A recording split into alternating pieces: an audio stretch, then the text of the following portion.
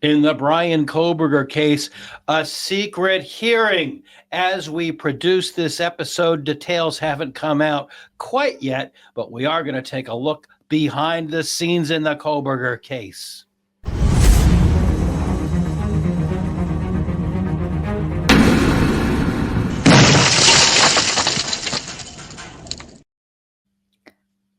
Secret hearings?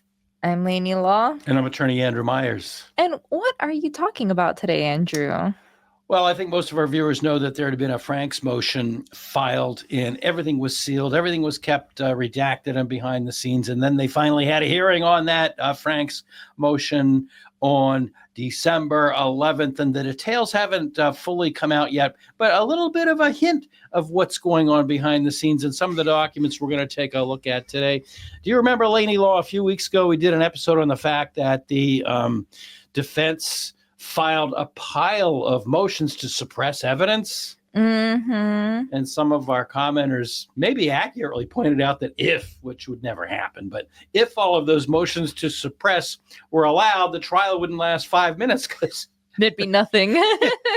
There would be nothing left, really. So the most recent development on the docket of the Bryan Kohberger case is that the state of Idaho, the prosecutors have filed 9 motions objecting to those motions to suppress. And we are actually going to take a dive into a couple of those motions. There's 9 of them, so we'd be here until next Christmas going through them all. But we're going to kind of look at the pertinent stuff. And I was shocked. ABC actually came out with a really good summary of what is happening with those oppositions to the motion to suppress. Here it is. ABC is, as everybody knows, it's a legacy network. But they also have an online site that gives us a lot of material. Here's an article by a reporter by the name of Sasha Pazanik. Idaho college killings. Prosecutors push back against Kohberger's request to exclude key evidence. And the article starts out saying that, prosecutors leading the case against Bryan Kohberger are pushing back against his attorney's claims that investigators improperly obtained potentially key evidence and are asking the judge to deny requests to exclude that evidence from trial. In a series of highly technical filings posted late Thursday, prosecutors said that the searches of Kohberger's person and belongings, including his car, phone records, Apple accounts, and homes, were appropriate. They noted the burden of proof is on the defendant to show the search was invalid.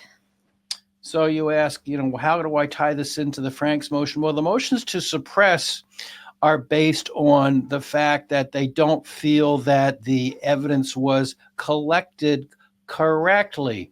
Well, the Frank's motion is related because a Frank's motion claims that there were outright untruths, shall we say, intentional mistruths or misinformation in the affidavits that underlie the warrants under which certain evidence was collected.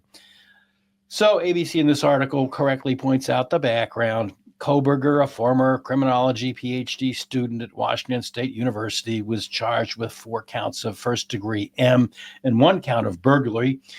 And I know that our viewers know this, but we do need to point it out in every episode in connection with the fatal stabbing of 4 University of Idaho students, Kaylee Goncalves, Madison Mogen, Xana Kernodle, Ethan Chapin, in their off-campus house in the early morning hours of November 13th, 2022. And here's that iconic photo that was taken shortly before the 4 lost their lives. Yeah, not guilty plea was entered on his behalf. The trial is scheduled for August 2025. Lawyers for Kohberger have accused investigators for an overboard attempt to build their case, arguing their search warrants cast too wide a net. But prosecutors responding on Thursday to the defense's lengthy series and motions posted November 15th contend that taken together with other elements of the case, their probe for evidence was sufficiently particular and valid, and considering the information available at the time. The Moscow detective seeking the information could not reasonably narrow the scope further. And they went on to say the warrant must allow the searcher to reasonably ascertain and identify the things which are authorized to be seized, wrote Senior Deputy Prosecuting Attorney Ashley Hush Jennings, citing legal precedent. She added, broad language may be permissible where the warrant constrains the search to evidence of a specific crime. The rationale is that criminals don't advertise where they keep evidence, prosecutors wrote, and since the potential evidence they sought could be located in multiple formats and areas, particularly electronic data, prosecutors here said a wide enough investigation aperture is necessary, which unfortunately, fortunately we want to get to the end of this case, but I do think to like a level, they have a point where it's like if you commit a crime, any evidence is, we've talked about before, like how search data and stuff is on your phone. If I think in some, if you're on trial for murder, I think makes sense to that phone stuff would be included.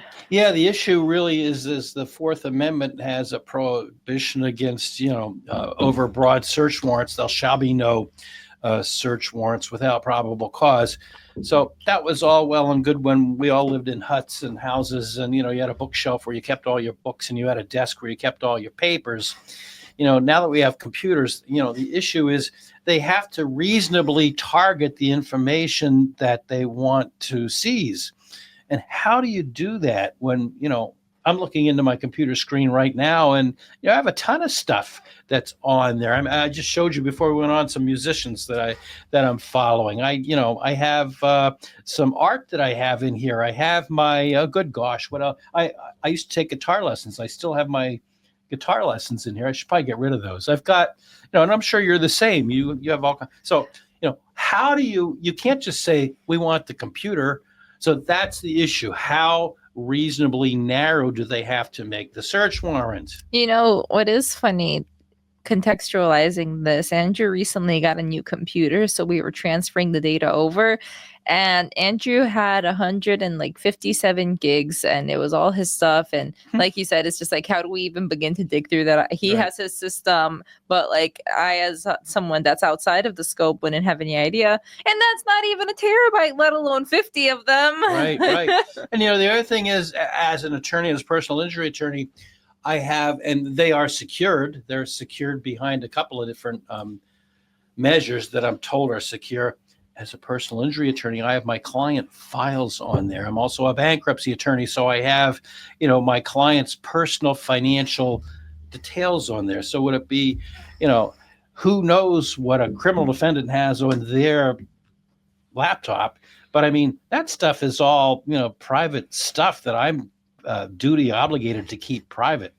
So applied to electronic devices, criminals can and often do hide, mislabel, or manipulate files to conceal criminal activity, such that a broad, expansive search of the device may be required, prosecutors wrote, again citing legal precedent. Ashley Hush Jennings said the seizure of items was limited to the crime Kohberger is accused of committing, the M's of Madison Mogen, Kaylee Goncalves, Xana Kernodle, and Ethan Chapin in their off-campus home. And though Kohberger has a right to privacy, that right does not shield criminal conduct, prosecutors said. In fact, it is because he had that right that they sought and obtained search warrants, they said. Though the man accused of stabbing 2D for college students in November 2022 indeed had a reasonable expectation of privacy in his vehicle located at his parents' residence, there was substantial probable cause to search it, prosecutors said. And Kohberger also has a privacy interest in his AT&T account and phone records, and as such, the state sought and was granted search warrant to review those records. The Thursday filings were accompanied by a series of requests to seal corresponding exhibits meant to bolster the prosecution's argument. So, we're going to take a deeper dive into that request for some of the electronic records, because I found that interesting. A photo posted by Kaylee Goncalves only a few days ago shows University of Idaho students Ethan Chapin, Xana Kernodle, Madison Mogen, and Goncalves. The four, of course, were found in their off-campus home November 13th, 2022. 2. Prosecutors did not include in the filing an extensive address of Kohberger's challenge to DNA evidence or the search of his Amazon account. I think that's wrong, and we're going to show you that in a minute. Judge Stephen Hippler, who is now overseeing the case in Boise, has not yet scheduled a public hearing on the matter. And that's probably because the day before all of this was filed, there was the secret motion on the Frank's motion. There was a secret hearing on the Frank's motion. So that's probably why I didn't schedule it. And it's really earth-shattering, in my view, to see that there were 9 objections to the motions to suppress, and then there were about a dozen exhibits and a motion that was assented to by both sides to keep it all secret. So we don't have the exhibits. We have the legal foundation we're going to look at in a minute. We have the memoranda we're going to look at in a minute. But the actual meat of these motions, what's behind them, the exhibits and all that, it's all sealed. Everything's sealed. To viewers who thought that the new judge was going to have a new day in opening things up and not sealing everything, and the sun would shine on this case, wrong. It's just, I don't see that happening. Not right away. Maybe it will. I don't know. Maybe one day. This is a objection by the state to the defendant's motion to suppress and a memorandum in support regarding the Apple account that the federal grand jury subpoena and search warrant was dated summer ago, August 1st of 2023. Comes now the state of Idaho, by and through the Latah County prosecuting attorney, and respectfully responds to the defendant's motion to suppress and memorandum in support regarding the Apple account, federal grand jury subpoena and search warrant dated August 1st of 2023, filed on November 13th of 2024. I always say some of the good stuff is in the footnotes. Defendant's filing refers to a contemporaneously filed motion for an order suppressing all evidence gathered by law enforcement from its search of his Apple accounts, primarily his iCloud account. However, the state is not aware of a separate contemporaneous filing, so the state's response is only to the contents of the defendant's singular motion to suppress and memorandum in support. So you're going to see that throughout in the few motions we're going to take a look at, in that the prosecution seems confused as to which motion they're even referring to. So it would seem to me that the solution to that problem would not be to admit that they're confused in this filing, the state is, but to do a conference. Attorneys, as I've said many times before, attorneys are meant to cooperate and make the phone call and communicate. And so that, it would seem to me, would have been the corrective measure that should have been taken, to make a phone call and say, hey, you filed these motions and you referred to another motion. Could we just, before I, take a pot shot at you, could we just conference this, please? And, attorneys do that all the time. I do that all the time with attorneys on the other side of a case. You make a phone call. You might even go out for a cup of coffee with them. You conference things with them, and you say, all right, rather than saying it's apples and apples, why don't we have this motion up here and that motion? So anyhow, interesting motion. The state is saying that the Apple account information falls well within the third-party doctrine. In other words, the background here obviously is that Kohberger's attorneys are saying, we don't want you to have the Apple account. Ashley Jennings, or I guess actually Mr. Thompson on this motion, is saying, the defendant first argues Mr. Kohberger has a privacy interest in his Apple account information protected by the Fourth Amendment of the United States Constitution and Article 1, Section 17 of the Idaho Constitution, requiring a warrant.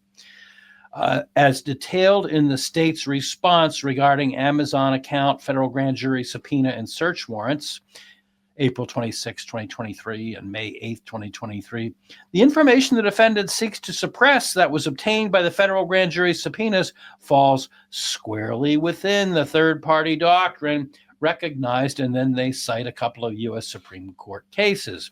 One of them holds that persons have no reasonable expectation of privacy in phone numbers that they dial because they necessarily share those numbers with phone companies. So in other words, if I talk to you privately in a room, that's confidential, and they can't necessarily get at that under this analogous argument.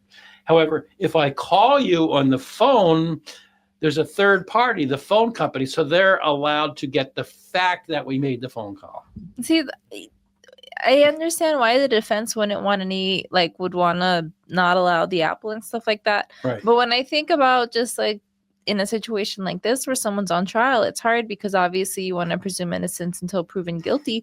But as it said previously, they don't really lay out exactly where evidence is going to be. So it's hard because you really do want to get all this account stuff to have access to that. But at the same time, it also, especially if he's found to be innocent, can also come off as very violating. I don't know. It's a lot. That's why they have to take a search warrant to a magistrate or a full-out judge with an affidavit that establishes probable cause. And as we know, probable cause has been a problem in this case. So the other analogous case that they cite holds that persons have no reasonable expectation of privacy in banking business records because they voluntarily share that information with the banks. That's why my grandparents kept their cash under a mattress after the Great Depression. I have a problem with banks, but let's not go there. What they're saying is that you have no reasonable expectation of privacy in phone calls you make because there's a third party involved, the phone company, and you have no reasonable expectation of privacy in your banking records because the bank is a third party. I have a problem with this, not only because I generally have a problem with certain banks, takes days, but you have to have a bank account. What would the IRS think if you were a business and you didn't have a bank account? You're going to have major problems. So I don't necessarily agree with this, but we're just reading you off what they said here. I'm also thinking too that, like, because you say with the third party, technically, wouldn't the phone itself, the Android device, be considered a third party anyway? If you're doing any searches and stuff like that, everyone's a third party. Yeah. I don't know, because I think the cell phone itself, the piece of hardware, I think it's kind of like a tablet of paper. You know what I mean? It's like they're not providing a continuing service. Yeah, I'd have to think that out a little bit more, but I think that the third party is another person, and usually it would be like another person in the room. Persistent involvement. So it's like the phone company, you continue paying for your phone bill, like the data every month, so that would count, versus like your cell phone, you pay for once and then they don't have continued involvement with your interactions. Well, think of it this way. In the Karen Reed case, when a client goes to see an attorney, that's a confidential communication. In other words, when Karen Reed went to Alan Jackson's office or to David Unetti's office or anything like that, there's no question. You can't even argue. That is a private, confidential thing. But now she goes to Boston Magazine, or she allows a reporter to live with her for 3 days. Even if her attorney is there, her communication with that attorney is not confidential because she's allowed a third party in. She's allowed a third party in. And I have to tell my clients, because my clients often want to bring a boyfriend or a girlfriend or a husband or a wife or a best friend. And I don't know what the dynamics are. Maybe they're close and they'll be forever together. Then again, maybe it was just a ride and they'll break up the next day. So I can't assume either extreme. I need to tell all of my clients when they come into my office and they want to bring the boyfriend or the girlfriend in with them, this is confidential. Everything you tell me, and I want you to tell me everything that's relevant. It's not confidential if you have a third party there. Fine, it's your husband or wife. You got to sign a piece of paper telling me that you waive confidentiality. It's a boyfriend. I don't know if you're going to break up with him or her the next day. So that's what they mean, I think, by a third party. This kind of goes around in circles, saying that their argument in response to the defendant's arguments under the affidavit submitted in support of the application for the issued search warrant recklessly or intentionally omitted material information relies on information gained in violation of the Constitution and fails to provide probable cause for the requested search. The state refers the court to and hereby incorporates state's objection to defendant's motion and memorandum in support for a Frank's hearing in state's objection to defendant's motion to suppress. So I don't know. We are not on the inside of this case, and we don't know what the materials were behind. Remember I said we were going to get to what's going on in the background here? They're not even arguing this motion to the public. They're saying, well, we argued this point, and it's the point we're talking about. We're talking about probable cause for the requested search of these records. We're not going to tell you. We're not going to tell the public. We want the judge to go back and read the information that we provided in our argument on the Franks hearing. So even this is secreted. So it's we're going around. Everything, nothing has changed. Everything's sealed. Everything's secret. We are, we're getting hearings and hearings. We're getting a concept of a hearing, if you will, but nothing has. And by the way, it's been 2 months since I submitted my request for the unsealing of certain materials. Remember, the court said, here's how you apply to have certain materials unsealed. Here's how you apply. Here's the form. Here's where you send it. It's been since August 15th. I'm sorry. It's been since October 15th that I submitted my application to have certain materials unsealed in the Kohberger case. And I know there's some other people that have had their requests rejected. Mine hasn't been rejected. So I don't know. Maybe they put it on the bottom of a bunch of papers. I really don't know. So here's another motion. This is the state's objection to defendant's motion to suppress and memorandum in support regarding the search warrant for his apartment. So in this motion, they actually get into a little bit of the meat. And I just want to make sure we can read that. Can we read that? Yeah. Mm-hmm.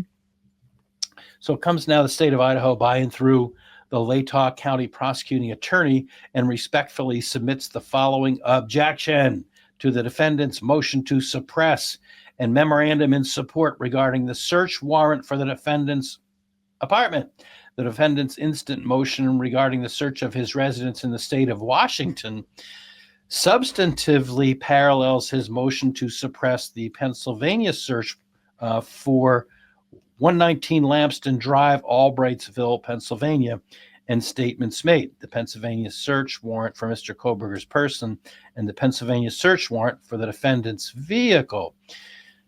And again, to avoid unnecessary repetition, the state incorporates herein the state's objection to defendant's motion to suppress and memorandum in support RE Pennsylvania search warrant for that address, which further incorporates the state's response and the defendant's Frank's motion and motion to suppress genetic information. So again, they're going around in circles and referring to other documents. But they give us a little bit of a hint of what's behind all of this.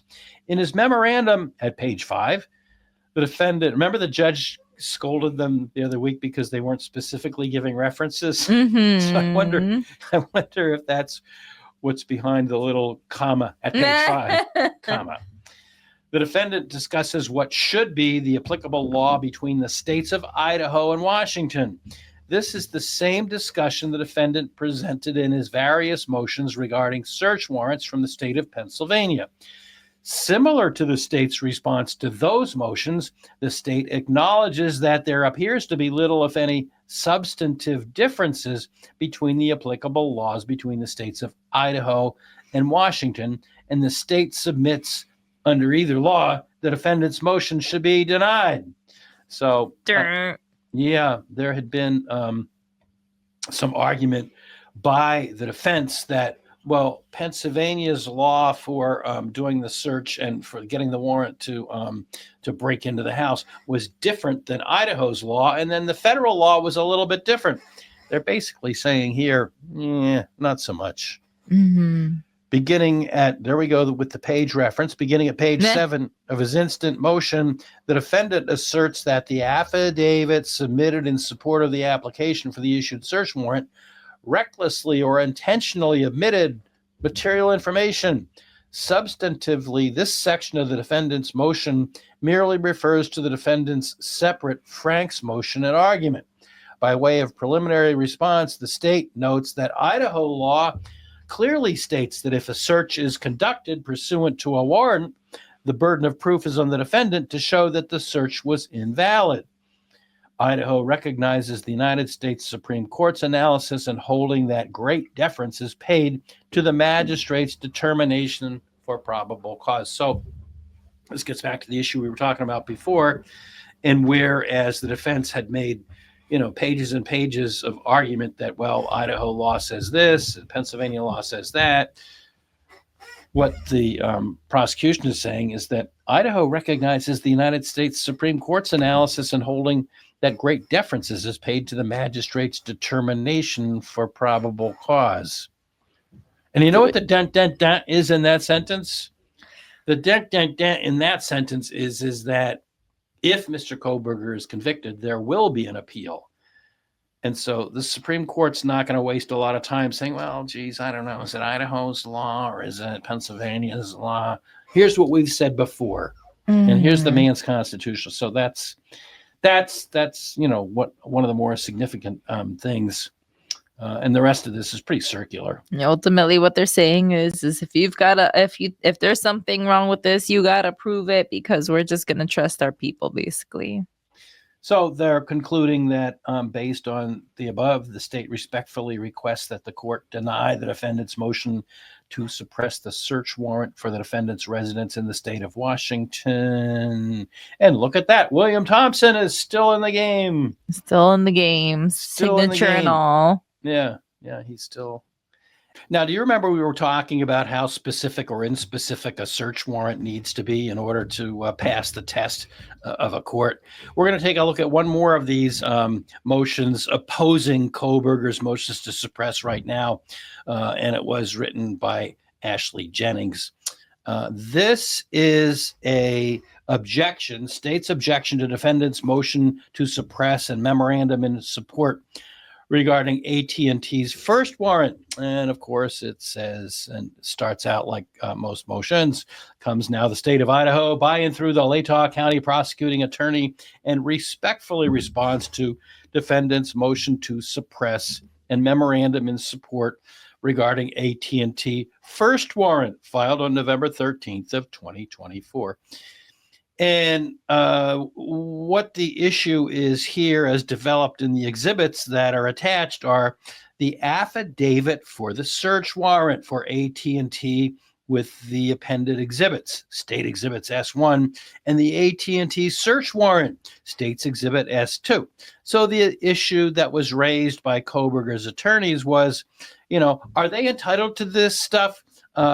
A, was it too general? And B, did it not violate his rights to privacy? And this goes into more detail than we talked about before. The AT&T search warrant, when considered with the search warrant affidavit and Exhibit A, satisfies the particularity requirement. Idaho allows a search warrant affidavit to support the particularity requirement when the warrant references the affidavit for probable cause. Now, that seems a little bit circular to me, that's saying, well, it's okay because it refers to another piece of paper. Well, it's all paper, or these days electronic. So that sounds circular to me. So let's read on. There are no magic words for reference. As stated above, the AT&T search warrant specifically referenced the search warrant affidavit, an appended exhibit, with the words proof upon oath this day showing probable cause.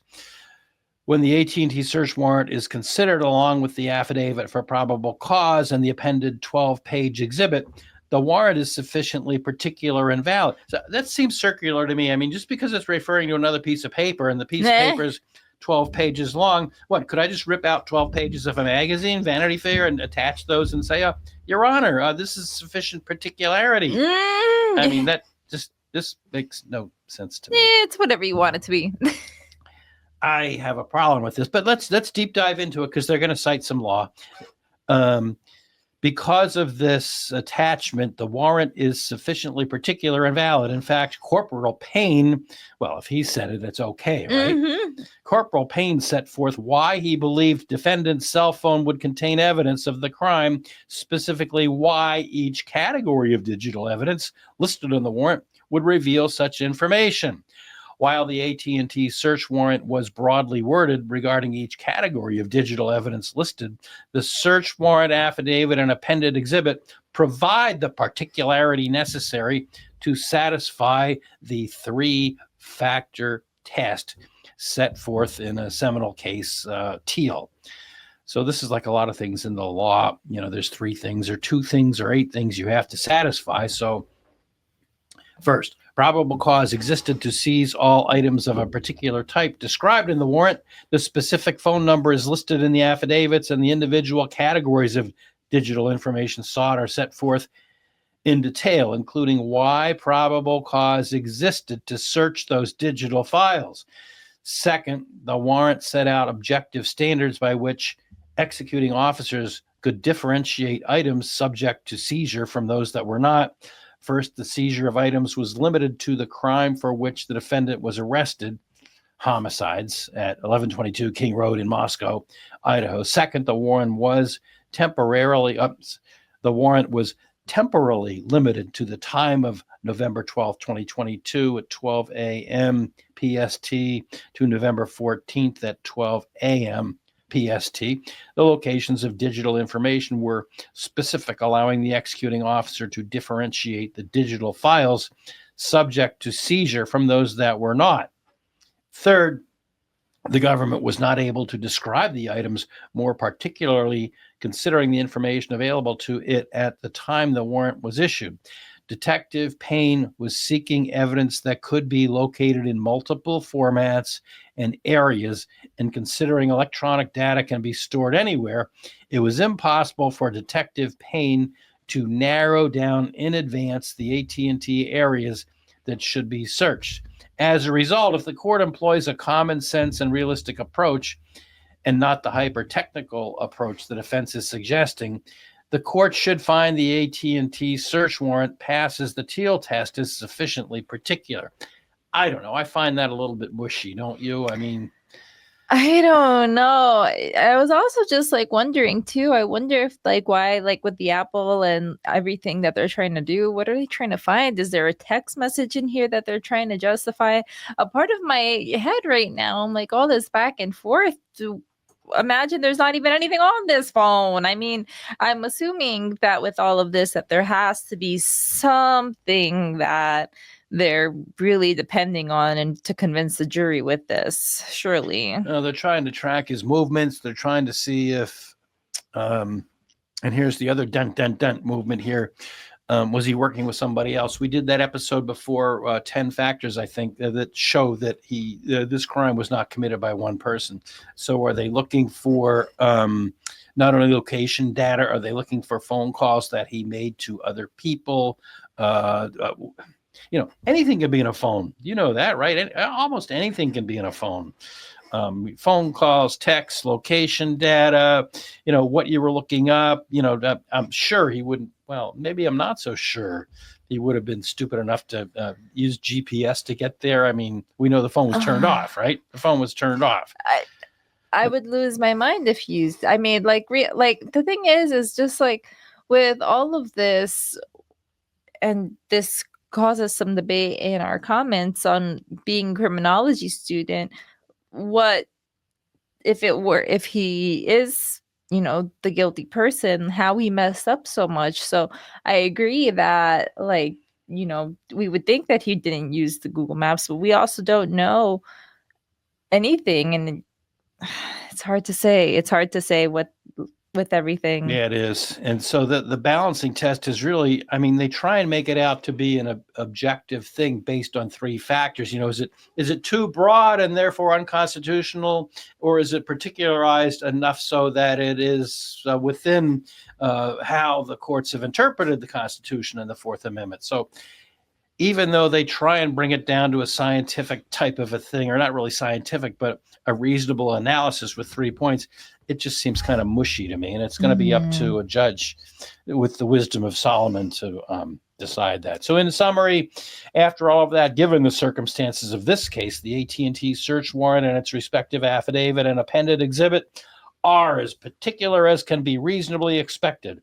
Unlike general exploratory warrants, or you could say fishing expeditions. The fishing expedition is so crazy to me still. You like that, don't you? The fishing Because the expedition. thing is you go on a fishing expedition, you're not even guaranteed to get any fish. No, you're not. And you might be fishing for bass and you get a trout. Exactly. Unlike general exploratory warrants, the AT&T search warrant allowed the searcher to reasonably ascertain and identify the things which are authorized to be seized. And so thus suppression is not warranted. Now, this I found interesting. Look at this. You know what a big issue the IGG, the investigative genetic genealogy, was in the beginning? Mm-hmm. Look at that. One sentence. Oh, wow. IGG. The defendant raises its objections to the IGG.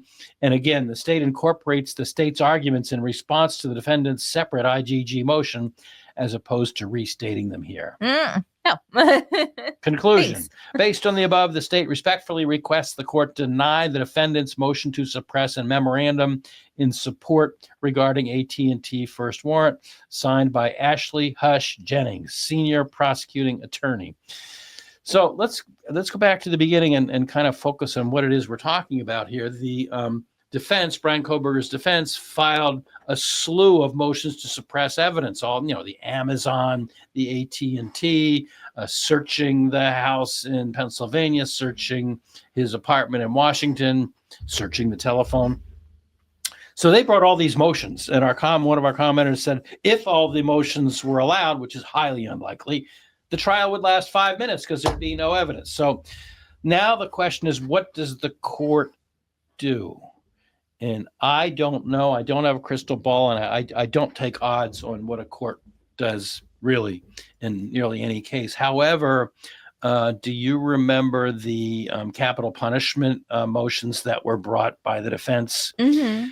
And what did the judge do? Even though there were a dozen motions to strike the DP, one motion, he swept them all away. 55-page memo or 55-page order by the Judge Hippler, swept them all away in one motion. That is my prediction. What's going to happen here? They're all going to be knocked out in one motion. It'll be lengthy. There was a very reasoned analysis to his 55-page motion and order, and he'll do the same thing here.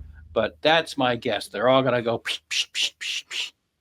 Yeah, I think that's a fair analysis to make. I mean, I think a lot of the stuff, unfortunately, is kind of reasonable to want.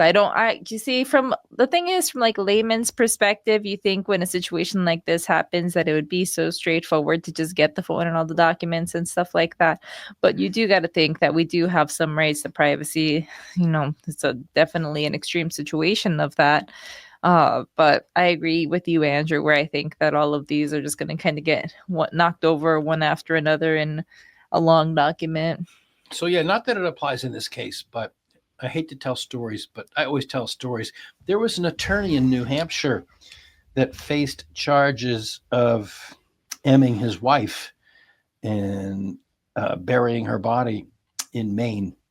And I just wonder, with all the client confidentiality that was in his files, and this is old enough that it was just at the cusp of when we all did start putting stuff on the computers. I know I was just going paperless at that time, but I did have a lot of material and client confidentiality in my computer. Arguably the state of New Hampshire had every right to go into his phone and his computer and all of that.